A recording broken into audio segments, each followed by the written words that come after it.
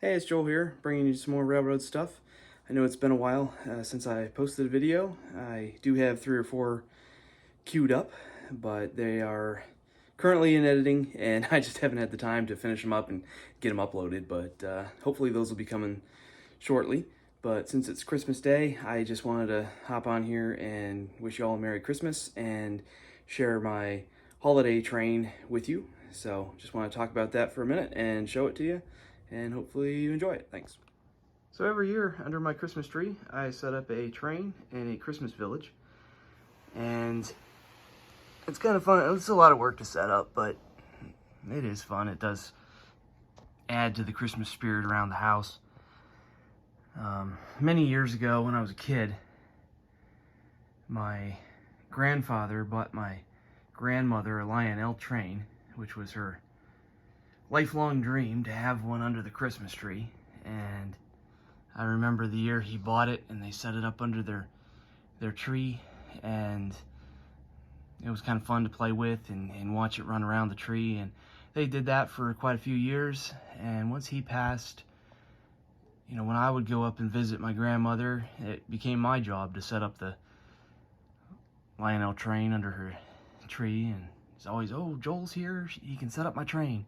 She was always excited whenever the train got set up under the tree, and it was fun to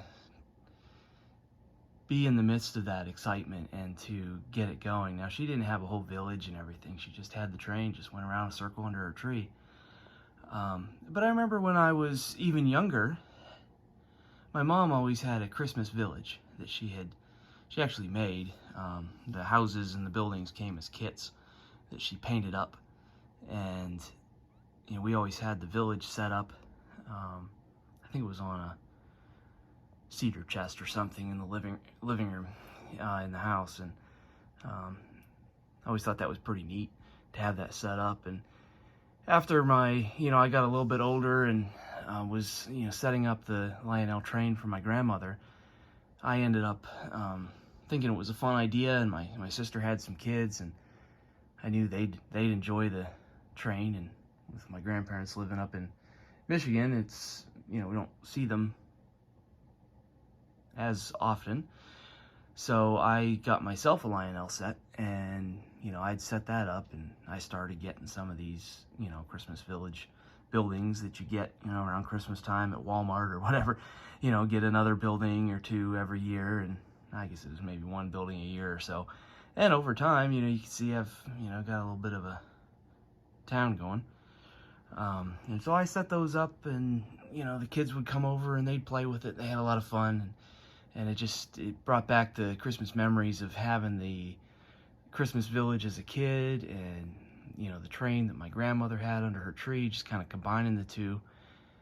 And when she passed away a few years ago, my aunt brought me down my grandmother's train, and this is it right here. And I've been running it under my tree ever since.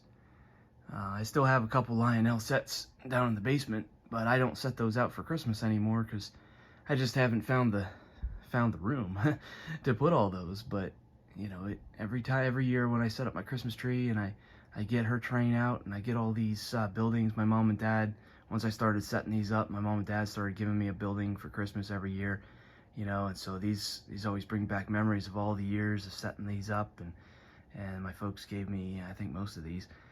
And this house here is especially important. When my mom made or painted the kits for the Christmas village that I had when I was growing up, this is one of those houses. Now, when she was making them all, she made this one and gave it to my grandmother. And whenever I first got the Lionel sets myself, I asked her, because she was still around at the time, and I asked her, where that Christmas village from my childhood had gone, because we figured they were in boxes in the attic or something. And we looked and looked and looked. We never did find them. I have no idea where all of those buildings went. There were quite a few, several houses and a church, and a bunch of little figures and kids on sleds and a dog that looked like the dog I had when I was a kid. It was kind of fun, like, you know, the whole setup. And we can't find it, but whenever my aunt brought down some things from my grandmother's estate, one of the things she brought me was this house.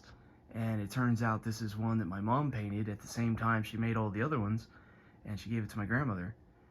And so now I have it.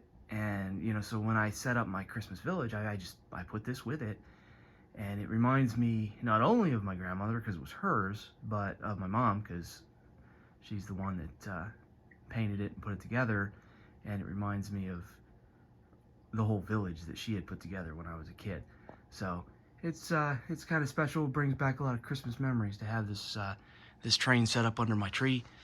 I'm going to pause the video here and get it running. I didn't want to have it running while I was talking because it's, you know, Lionel, rather noisy. But hopefully y'all have your own memories growing up, and hope y'all have enjoyed trains under the trees, trains at Christmas time. I know we like to model our, you know, realistic layouts in the basement or whatever. I do N scale. Maybe you do some other scale, or maybe you don't have any railroad at all. But you know, Christmas time, it's fun to just, you know, break out the old Christmas village, and, you know, we don't worry about details and whether the things are to scale and everything else. We just want trains and you know, these, you know, playgrounds in the town and everything that just kind of, you know, exudes the joy of Christmas and just brings back those memories from childhood, and it's fun to have that, you know, set up every Christmas.